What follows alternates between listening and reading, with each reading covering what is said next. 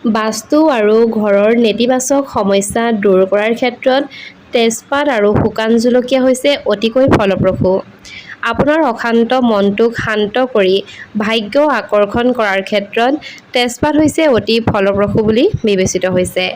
যদিহে আপোনাৰ ঘৰতো নেতিবাচক শক্তি আছে নাইবা নেতিবাচকতাই খুব বেছি আপোনাক আমনি কৰিছে আৰু যদিহে আপুনি গম পাইছে যে আপোনাৰ ঘৰত বাস্তু দোষ আছে, তেনেহ'লে নিশ্চয়কৈ আপোনালোকে এই প্ৰতিকাৰটি কৰিব পাৰে।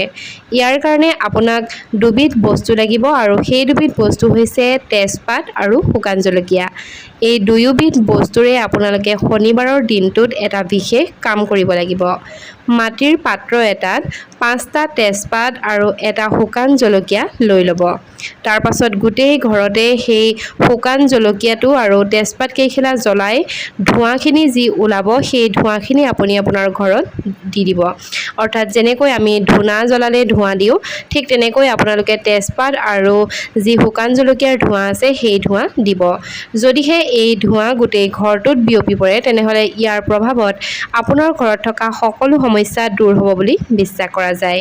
ইয়াৰ বাহিৰেও বৈবাহিক বিসংগতি আৰু বিভিন্ন বিষয়ৰ চিন্তাৰ প্ৰভাৱ বহু পৰিমাণে কমি যাব। এনেকুৱা সুন্দৰ সুন্দৰ টিপছৰ কাৰণে চেনেলটি ছাবস্ক্ৰাইব কৰি কাষতে থকা বেল আইকনটো প্ৰেছ কৰি দিব।